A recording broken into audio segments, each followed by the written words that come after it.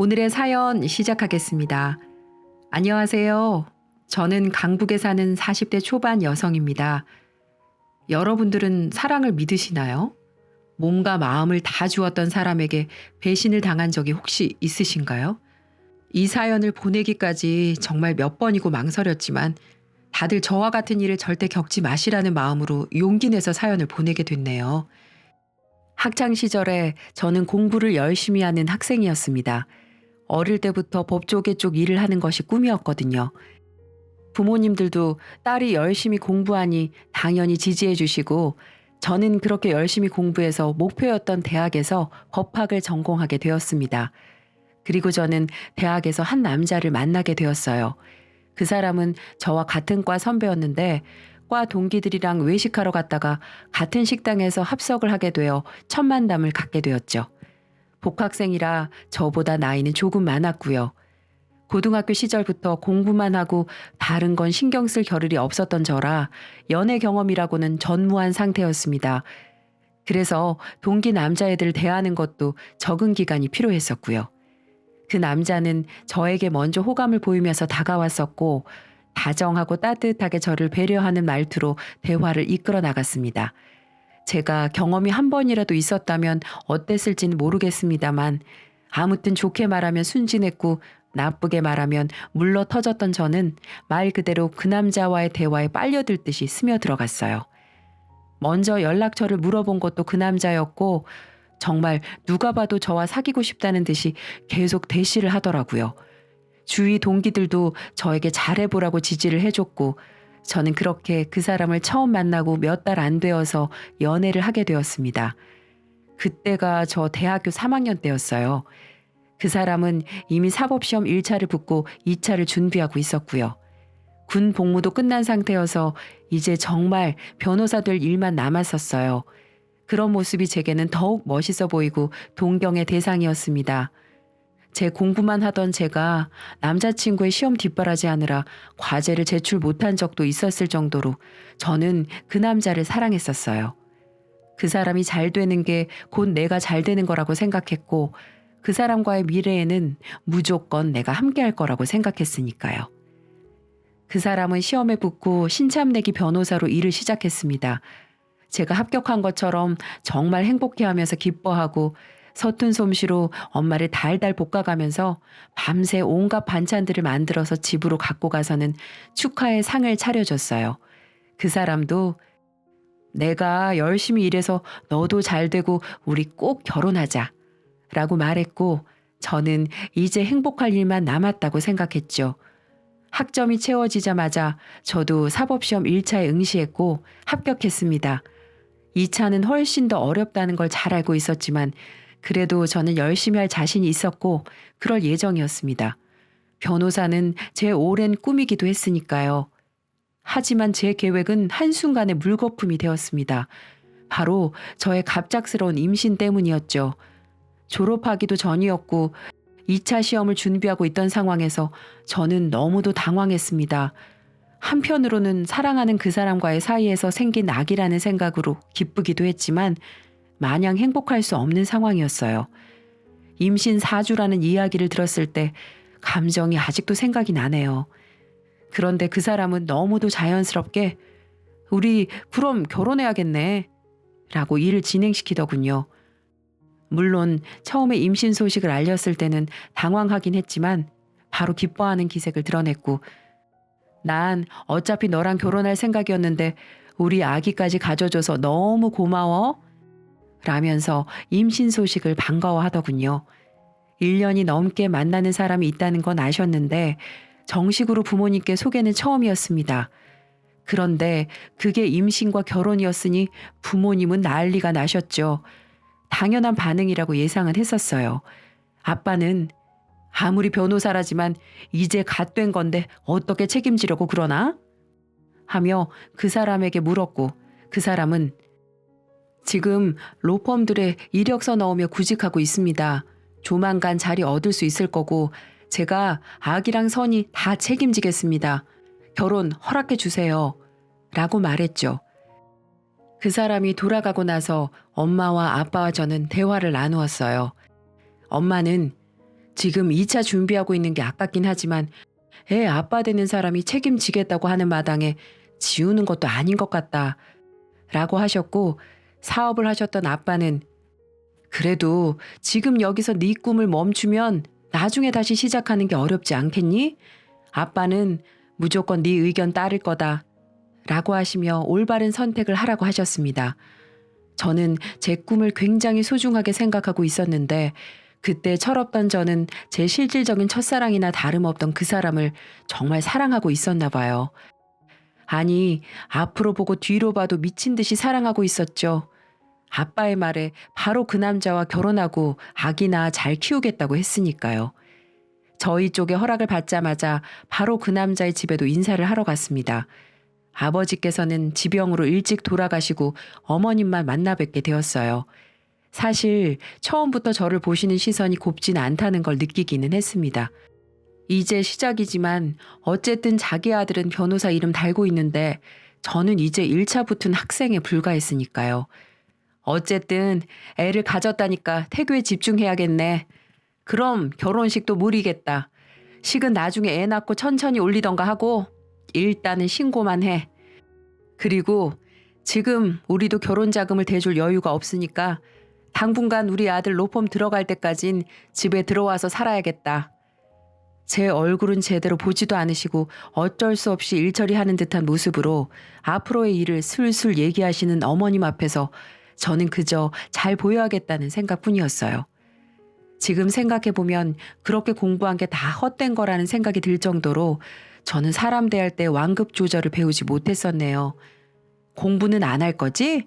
너 우리 아들 애 가져놓고 그 공부 다 하고 시험 준비해서 잘못되면 큰일 나니까 일단 나중에 애 좀 키우고 다시 시작하더라도 지금은 그만둬라. 그래, 선이야. 지금은 우리 아기가 더 중요하잖아. 휴학 신청하고 지금은 출산 준비만 잘하자. 우리 아기 낳고 결혼식도 예쁘게 하고 너도 다시 공부 시작해서 맞벌이 하면서 키우면 되지. 남편과 어머님이 동시에 그렇게 말하니 저는 그렇게 알겠다고 대답했어요. 상견례 때도 어머님은 저에게 한 말 그대로 저희 부모님에게 말씀하셨고 엄마 아빠는 마냥 속이 편하지는 않으셨지만 임신 중에 결혼식과 공부를 동시에 하는 게 무리라는 건 동의를 하셨기 때문에 별다른 말씀은 하지 않으셨습니다. 저는 그렇게 학교 동기들에게도 놀라움을 안기고 휴학 신청을 한 후 유부녀이자 예비 엄마가 되어서 그 사람의 집으로 들어갔습니다. 이젠 남편이 된 그 사람과 시어머니와 함께 살게 되었죠. 처음에 들어가자마자 어머님은 저를 가만두지 않으셨어요. 설거지해라, 청소해라, 빨래해라는 기본이었고 로펌에 면접 보러 다니고 구직하는 남편을 위해 아침밥은 아내가 차려야 한다고 하시며 제게 다 시키셨습니다. 그리고 저보다 일찍 일어나셔서 제가 만든 반찬이나 국물 맛을 보며 평가하셨고요. 아우 짜!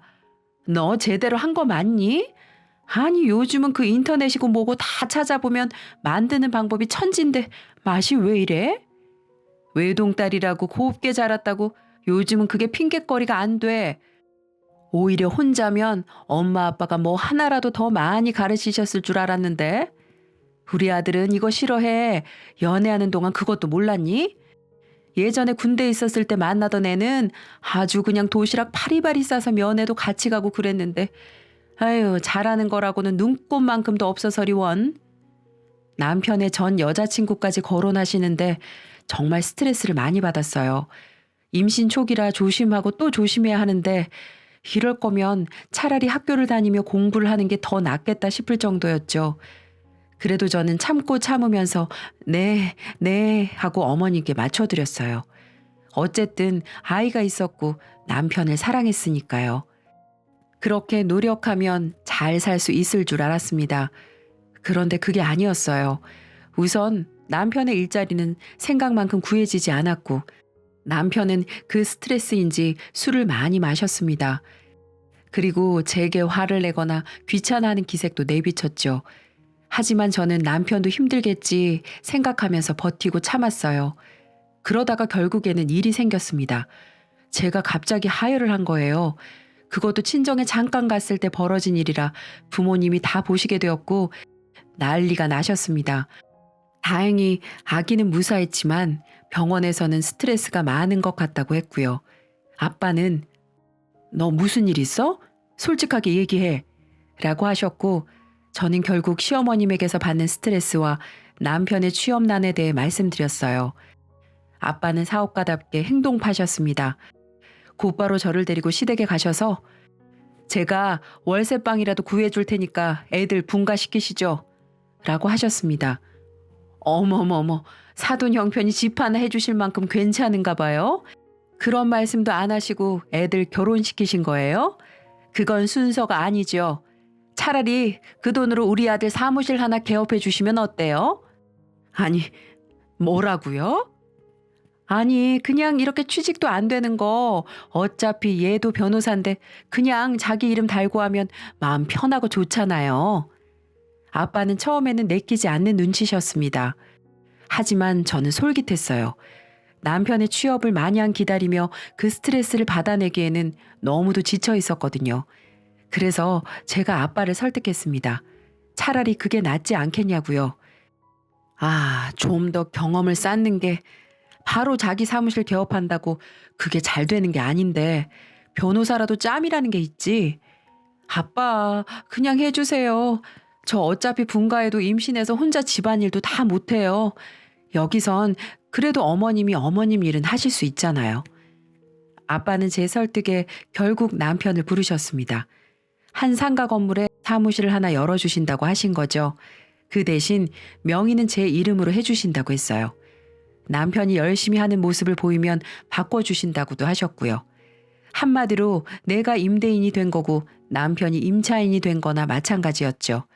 아빠는 시댁 식구들이 앞으로 어떻게 나올지 모르니까 우선 상가의 명의는 내 이름으로 해준다고 하시더라고요. 남편은 그것도 감사했던지 고개를 넙죽넙죽 숙이며 장인어른 감사합니다. 제가 열심히 할게요. 라고 말하더군요. 그렇게 남편의 이름이 걸린 변호사 사무소가 개업했고 취업 걱정은 더 이상 하지 않게 되었어요. 시어머님도 사돈이 그렇게 돈을 써서 아들 일자리를 만들어줘서인지 전보다는 저를 유하게 대하시더라고요. 그것만으로도 좋았습니다. 저는 태교하고 집안일 하느라 남편의 일은 신경을 쓸 겨를이 없었어요. 그냥 어쩌다 물어보면 잘 된다고 대답했고 표정도 좋아 보여서 잘 되나 보다 생각했었죠. 그렇게 2달이 조금 넘고 임신 5개월에 접어들었을 때 저는 남편의 사무실을 찾아가게 되었어요. 남편이 출근하고 나서 서류를 하나 발견했는데 오늘 날짜가 적혀 있어서 가져다 줘야겠다 생각했거든요. 지금도 가끔 생각해요. 그날 가지 않았으면 내 미래가 조금이라도 괜찮아졌을까 싶은 생각 말이죠. 아직도 기억이 납니다. 남편의 이름이 적힌 사무실 문을 뿌듯한 마음으로 연 순간 소파 위에서 다른 여자와 누워 키스하고 있던 그 남편의 모습이요. 두 사람은 당황하면서 저를 쳐다봤고 저는 그 자리에서 구토를 할 것 같은 기운을 느끼며 정신없이 돌아서 달려나왔어요. 머리가 어지럽고 속이 뒤집어지는 것 같았습니다. 골목에 주저앉아 하염없이 울고 또 울었습니다. 어떻게 우리 아빠가 해준 그 사무실에서 다른 여자를 안고 입 맞출 수 있나 너무도 화가 나고 어이가 없어서요. 대학교 때부터 나만 보던 그 사람이 아닌 것 같았습니다. 그렇게 계속 울다가 어느 순간 배에 번개가 치는 듯한 통증이 느껴졌어요. 그제서야 아기를 품고 너무 울었다는 자각이 들었죠. 하지만 정신을 차릴 새도 없이 제 기억은 거기서 끊겨버렸습니다. 눈을 떴을 때는 이미 병원이었고 옆에는 남편과 그 여자가 있었어요. 뭐가 당당한지 저를 똑바로 보면서 여자는 어머머 일어났어 하고 호들갑까지 떨더라고요. 누가 봐도 세련된 투피스 정장에 화장까지 한 고급스러운 모습이었습니다. 남편과 그 여자 뒤로 시어머님이 나타났고 뒤이어 의사 선생님도 오셨어요. 선생님께서는 저를 안타깝다는 듯 보시면서 정말 죄송합니다. 아이가 유산되었어요. 임신 중기이신데 스트레스를 크게 받으셨나 봐요. 라고 말씀하셨고 그제서야 저는 피로 물든 제 바지를 보게 되었죠. 선생님이 떠나시고 나서 시어머님이 저를 보고 혀를 끌끌 차셨습니다. 바깥 함부로 나돌아다니더니 애가 저렇게 떨어지지. 하시면서 저를 안 입곱게 보시고 나가시더라고요. 그러자 남편 옆에 그 여자는 어머니 같이 가요 하고 자리를 피하더군요. 저는 그 모습을 어이없게 보고 있었고요. 우선 내 잘못인 건 맞아. 인정해. 내 전 여자친구인데 나보다 먼저 취업을 해서 내가 사무실 열고 모르는 게 많으니까 도움을 좀 받으려고 연락했었어. 그런데 나도 몰랐는데 마음이 아직 남아 있었더라. 법조인다운 깔끔한 정리였어요. 기가 막히고 어이가 없었죠. 지금 자기 자식이 죽었는데 자기는 전 연인과의 미래에 대한 변명이나 저렇게 하고 있었으니까요. 내 꿈까지 포기하며 임신하고 결혼했고 아빠 돈까지 쓰며 그를 지지했는데 돌아온 건 배신이었어요. 그리고 계속 지켜보니까 시어머님은 저보다 더 그 여자를 며느리 대접하고 계시더라고요. 어차피 우리 결혼은 아이 때문이잖아. 여기서 이혼하는 게 너한테도 좋을 거야. 살인 충동이라는 걸 그때 알았습니다. 뺨이라도 치고 머리를 잡고 흔들고 싶었지만 몸에 힘이 하나도 없었어요. 저는 그저 부모님께 연락해 달라고만 했습니다. 남편은 순순히 부모님께 연락해 주었고 일의 경위를 설명했어요. 그리고 자기가 유책 배우자라는 걸 잘 알고 있고 위자료는 지급할 것이며 여기서 장인어른이 제게 해코지하시면 그건 고속감이다라고 하며 뻔뻔하게 나가더라고요. 뭐 사실 이 결혼이 아이 없으면 이루어졌겠어요? 이제라도 각자 제 짝 찾아가는 거지. 엄마는 시어머님의 그 말을 듣고 당장이라도 머리채를 잡으려고 하셨는데 옆에 있던 남자 간호사가 말려서 그러시지 못했어요. 그저 저를 안고 우셨죠. 저는 부모님의 얼굴을 볼 수가 없었어요. 천하제일의 불효녀가 된 기분이었으니까요. 아빠는 퇴원하는 저를 데리고 나가 가까운 대형 마트에서 가장 큰 캐리어를 사셨어요. 그리고 시댁으로 가셔서 제 짐을 싹 다 챙겨서 저를 집으로 데려오셨죠. 그리고 걱정 말고 몸부터 회복하자. 이혼 그거 별거 아니야. 네가 세상에 부끄러운 것 없이 살면 그걸로 너는 떳떳하게 살 수 있어. 언젠가 저들이 벌 받을 거다. 라고 하셨죠. 그리고 저는 그날 밤 혼자 술을 드시며 엄마 앞에서 우시는 아빠를 보고는 피눈물을 삼켰습니다. 그 후로 아빠는 변호사를 알아보시며 누워있는 저 대신 모든 소송을 진행하셨고요. 저는 그런 아빠를 보며 내가 얼른 기운을 차려야지 하고 생각했어요. 그런데 슬픈 일은 한꺼번에 오는 것인지 아빠가 한 달이 조금 안 되어 돌아가셨습니다. 갑작스러운 심장마비였어요. 평소에도 지병이 있으시긴 했는데 그렇게 갑자기 돌아가시니 죽고만 싶은 심정이었습니다. 병원에서 심장마비는 누구에게나 갑자기 올 수 있는 거라고 했지만 저는 마치 저 때문에 마음고생하셔서 그런 거라는 죄책감을 지울 수가 없었어요. 장례식장 지키고 발이 날 때까지 그래서 몇 번이나 울다가 탈진했는지 모릅니다. 아빠가 돌아가시자 전 남편은 저를 이때다 싶어 몰아붙였습니다. 다행히 아빠가 구해놓으신 변호사님과 함께 소송을 이어나가서 위자료를 몇 천만 원 받고 승소하긴 했지만 저는 너무나도 지쳐버렸어요. 한동안 집에서 엄마랑 있으면서 몸을 회복하고 마음의 상처도 치유했습니다. 꿈에서 아기가 나와 울면 수면제도 듣지 않았고 엄마랑 그렇게 둘이 껴안고 울기 일쑤였어요. 그리고 전 남편과 전 시모, 상간녀를 많이 원망했죠. 아빠도 미친 듯이 보고 싶었고요. 제가 정신을 차리게 된 건 반년 후 들려온 전 남편과 그 여자의 재혼 소식 때문이었습니다. 난감한 얼굴로 제게 소식을 전해주던 가장 친한 동기의 얼굴이 아직도 기억나네요. 동기도 물론 전 남편의 욕을 엄청 했죠. 그런데 제게는 그게 정신을 차리게 되는 계기가 되었어요. 놓았던 공부가 생각나고 그 여자의 세련된 모습이 겹쳐지니까 저 모습이 내 진짜 미래였다는 생각이 들었거든요. 엄마에게 복학의 의지를 말씀드렸습니다. 당연히 지지해 주셨고 저는 잠을 2시간씩 자며 공부했어요. 정말 고3 때도 없었던 코피까지 흘리면서요. 전 남편의 소식은 알려고 하지도 않았습니다.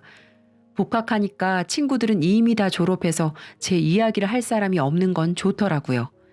저는 졸업 후에 2차 시험까지 합격해 변호사가 되었습니다. 이혼 후 2년이 다 돼가던 시점이었죠. 그날 엄마랑 고급 호텔 가서 외식하면서 엉엉 울었어요. 아빠 납골당도 찾아가고요. 운이 좋은 건지 저는 지금까지 일하고 있는 작은 로펌에 금방 취직했습니다. 신참내기 변호사로 자잘한 사건들부터 맡게 되었죠. 그리고 그때 선배였던 현재의 남편을 만났어요. 처음에는 서류 정리부터 시작해서 사건 분석 파일에 의뢰인 상담까지 다 깐깐하게 검사하는 그 사람이 너무 얄밉기도 했어요. 그런데 저한테 쓴소리를 한 날 퇴근 시간이 되면 꼭 책상 위에 커피나 쿠키가 놓여 있었죠. 수고했어요. 점점 더 잘할 거예요. 라는 짤막한 쪽지와 함께 말이죠. 제가 처음으로 승소를 이끌어낸 건 남편의 외도로 이혼 소송을 낸 아기 엄마였습니다. 제가 공감이 가서 그런지 정말 밤새 가면서 조사하고 준비했고 결국 원하던 액수의 위자료로 승소했어요. 그리고 그날 저는 현재 남편에게 고백을 받았습니다. 알고 봤더니 제가 뭔가 하나를 해내고 자신감을 얻을 때까지 기다려주고 싶었대요. 하지만 저는 마음을 쉽게 열 수 없었어요. 바로 과거 때문이었죠. 하지만 선배는 그런 제게 계속 다가왔고 저는 결국 제 과거를 털어놓았습니다. 아휴, 고생 많았네. 내가 이제 당신 지켜줄 거야. 그러니까 더 이상 힘들지도 외로워하지도 마. 선배는 그렇게 웃으며 말하더군요. 그 말에 저도 모르게 울음이 터져 엉엉 울었고 한참 동안이나 선배는 조용히 저를 달래주었습니다. 그리고 저는 그렇게 조심스럽게 새 사랑을 시작했죠. 선배가 나이가 좀 있다 보니 집안에서 결혼을 재촉하는 모양이었어요. 제게 땀을 뻘뻘 흘리면서 조심스럽게 이야기를 하더라고요. 그 모습이 오히려 저는 결혼을 별거 아닌 것처럼 말했던 전 남편보다 훨씬 믿음이 가더군요. 그 대신 이번에는 먼저 예비 시부모님을 뵙고 싶다고 말했어요. 선배는 제 이야기를 미리 다 해놓았다고 했는데 정말로 선배 집에 처음 가자마자 어머님께서 저를 안고 눈물을 흘리셨어요. 선배는 제 이혼 아픔을 겪었던 것부터 해서 유산에 아버님이 심장마비로 돌아가신 것까지 해서 예비 시부모님이 저를 만나기 전에 모든 걸 저에 대해서 아시게끔 말을 해놨던 것 같았습니다. 지방에서 오셨다고 했는데 그냥 평범한 동네 아주머니 느낌이어서 날카로운 선배 이미지랑 상반되는 게 신기했어요. 얘야 왔니? 얘기 들었다. 그동안 얼마나 고생을 했누. 우리 아들에게 얘기 다 들었어. 이제부터 과거는 다 잊고 우리 함께 새롭게 다시 시작하면 돼. 아버님께서도 그래.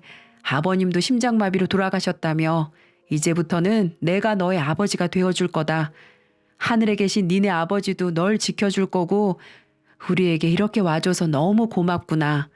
하시며 몇 년이 지났음에도 불구하고 제게 몸보신하라면서 준비해 두신 한약을 건네시더라고요. 그 모습에 저도 마음이 동했고 저희의 결혼은 그렇게 일사천리로 진행되었어요. 이번에는 예쁜 웨딩드레스도 입고 멋진 결혼식장에서 직장 동료들, 대학 동기들 다 모아놓고 결혼식을 했어요. 제 과거를 아는 동기들도 아우 네가 그렇게 고생하더니 드디어 인생 핀다 라고 하며 저와 남편의 앞날을 축복해 주었습니다. 같은 직장에서 일하다 보니까 자연스럽게 얼굴 볼 일도 많았고 정말 전 남편과 비교하면 너무너무 행복한 결혼 생활이 시작되었어요. 정말 너무 행복했고 남편은 지금까지도 매일매일 제게 사랑한다고 해주곤 합니다. 시부모님도 저를 딸처럼 아껴주셨고 저희 어머님과도 사이가 좋으셔서 친구처럼 지내시고 정말 말 그대로 고생 끝 행복 시작이었죠.